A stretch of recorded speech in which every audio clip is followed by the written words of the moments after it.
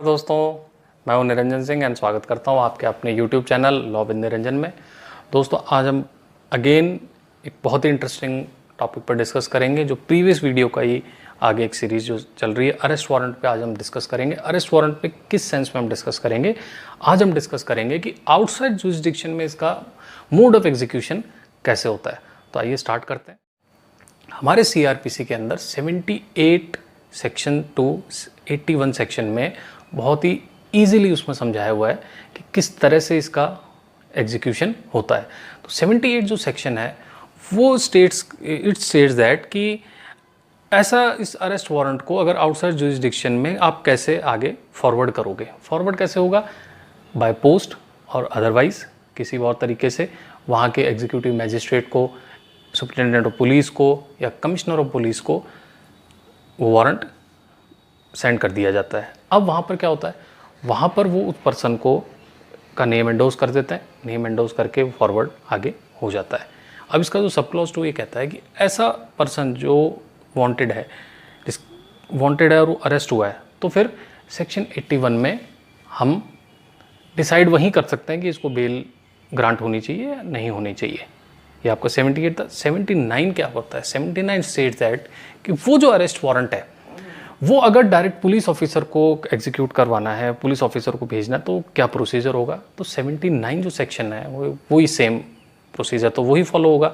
Executive magistrate को, superintendent of police को या कमिश्नर ऑफ पुलिस को ये सेंड कर दिया जाएगा। सेंड करने के बाद वहाँ पर उस पर्सन का नेम इंडोर्स हो जाएगा। इंडोर्स होने के बाद वो आगे फॉरवर्ड हो जाएगा। अब इसका सब क्लॉज 2 क्या कहता है कि वो नेम इंडोर्स होने से उस पुलिस ऑफिसर को बड़ा ईजी हो जाता है एक्शन लेना, कि at the time of arrest local police की वहाँ पर उसको असिस्टेंस अवेलेबल हो जाती है।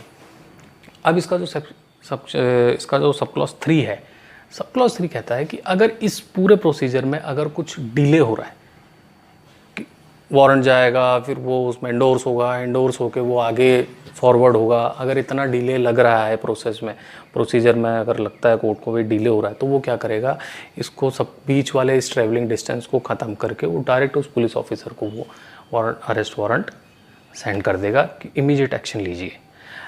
सेक्शन 80 क्या है? सेक्शन 80 जो है वो कहता है कि पर्सन अरेस्ट हो गया, नाउ आप कैसे अपीयर करवाएं, क्योंकि आउटसाइड लोकल जुरिसडिक्शन है, तो वो लोकल जुरिसडिक्शन आउटसाइड हो सकता है, मे बी 10 किलोमीटर्स भी हो सकता है, 5 किलोमीटर्स भी हो सकता है, 100 भी हो सकता है, काफ़ी ज़्यादा भी हो सकता है उससे।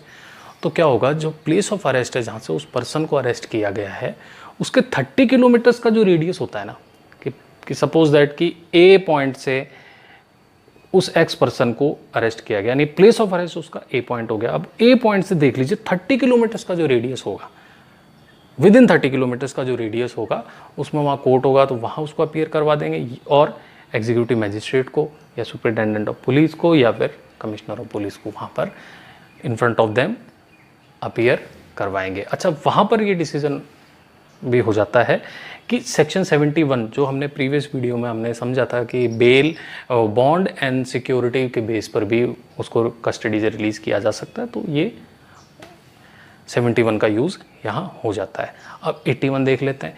सेक्शन 81 कहता है कि उस अरेस्टेड पर्सन को सपोज मैजिस्ट्रेट के सामने अपीयर किया गया है, तो अब मैजिस्ट्रेट क्या एक्शन लेंगे?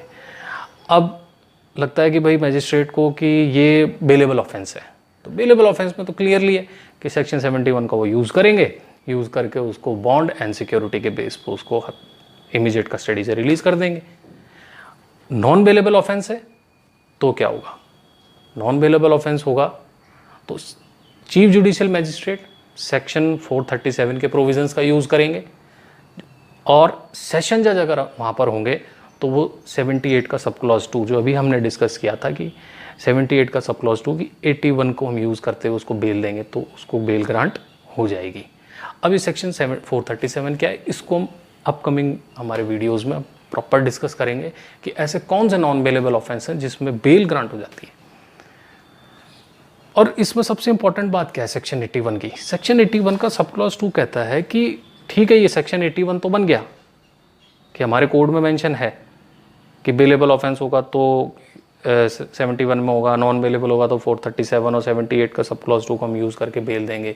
लेकिन 81 का सब क्लॉज 2 है, क्लियरली मेंशन करता है कि ये रेस्ट्रिक्शंस नहीं लगा रहा है उन पुलिस ऑफिसर्स पर जो 71 का यूज़ करके बॉन्ड एंड सिक्योरिटी के बेस पे कस्टडी से रिलीज़ कर देते हैं। तो ये बहुत ही सिंपल टॉपिक था कि आउटसाइड लोकल जुरिस्डिक्शन में कैसे हम अरेस्ट वारंट को एग्जीक्यूट करवाते हैं। तो दोस्तों बने रहिए हमारे साथ।